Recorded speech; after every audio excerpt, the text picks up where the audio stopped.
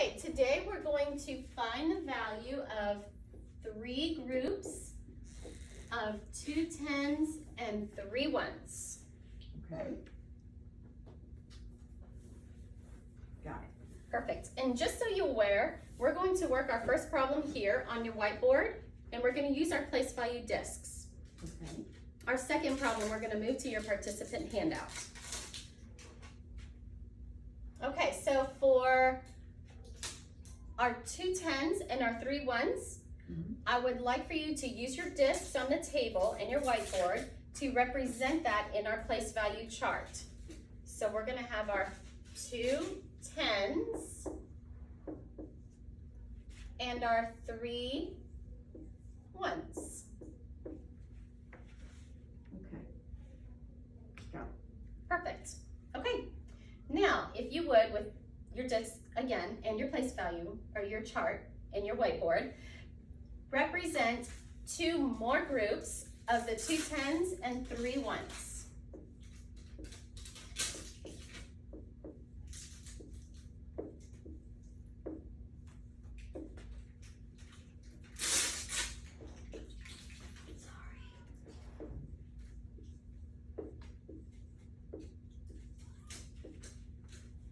Should look something like that. I've got it. Awesome.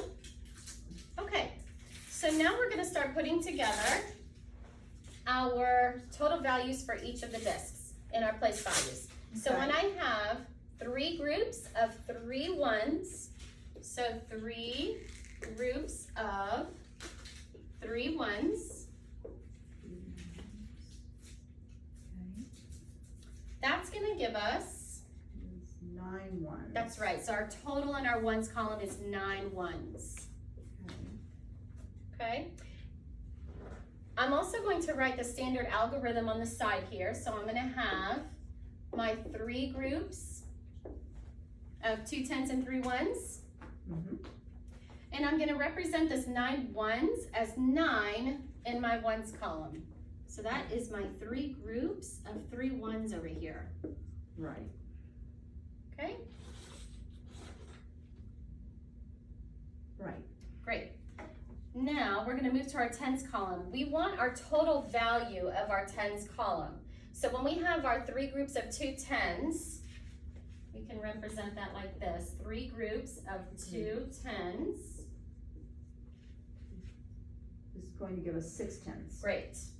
So we're going to write that underneath. 6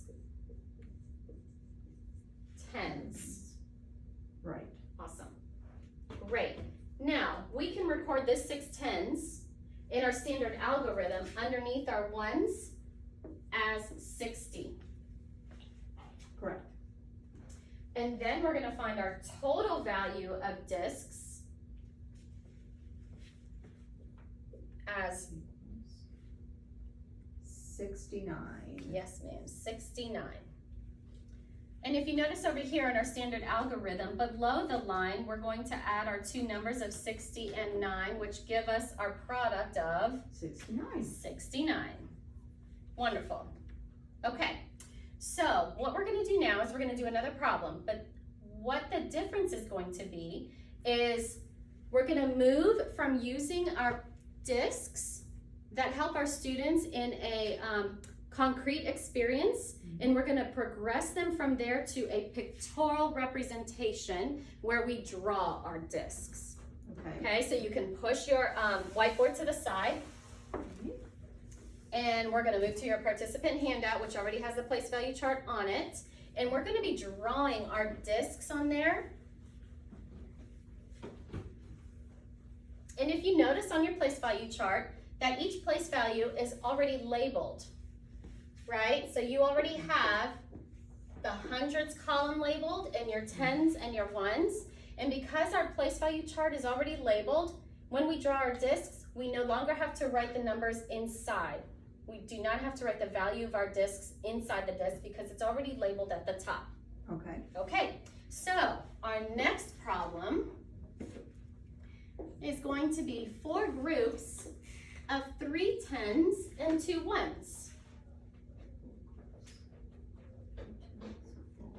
All right. Yep, 4 groups of 3 10s and 2 1s.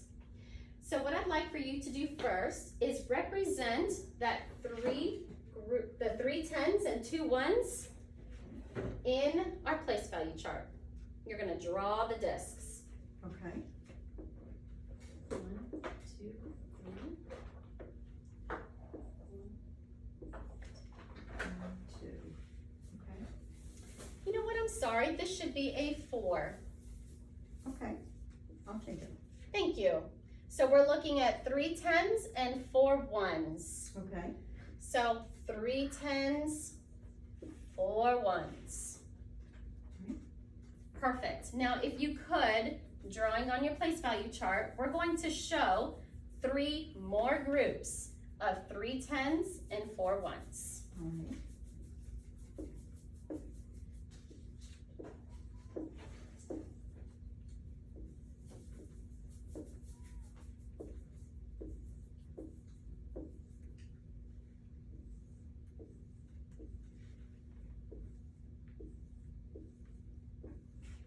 Okay, I have it.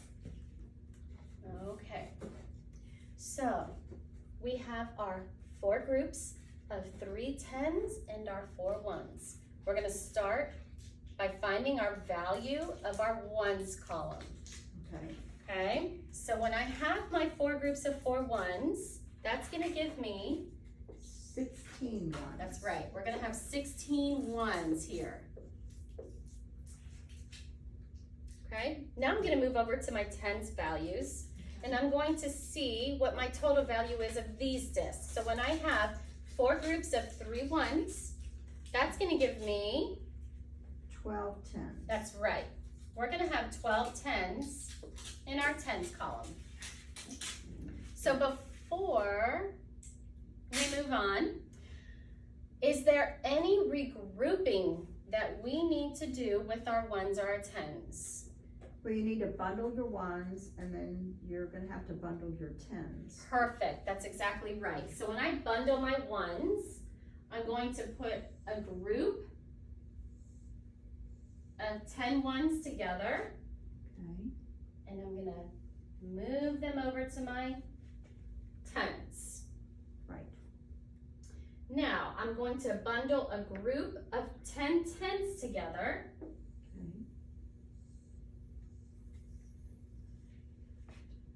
and I'm gonna move that group and represent them as 100. Correct. Okay, great. So what we're going to do now is we're going to find our values of each column again. Okay. So if I have a hundreds column, how much is my hundreds column value? 100. 100. And what is my value in my tens? 3 10s. That's right, we have 3 tens here. And in my ones, 6 ones. that's it, we have 6 ones left here. Right. Okay. When I represent this as a vertical algorithm, I have my 4 groups of 3 10s and 4 1s. I can represent my 16 1s here in my 1s column, so that is going to be my 4 groups of 4 1s, and it's going to just be 16. Right. Then I'm going to record my 3 10s or my 12 10s, excuse me, my 12 10s, and I can write that and represent it as 120 here underneath my ones. Okay. So 120, and that is from my 4 groups of 3 10s. Mm-hmm. 4 groups of 3 10s. And then also, our last step would be to combine. And so my product would be, 136. that's exactly right, 136. When I'm looking at my columns down here and I combine everything, Mm-hmm. I have 136. And 36. Good. Good. Okay. Very good. You were much more relaxed. Was I supposed to stop?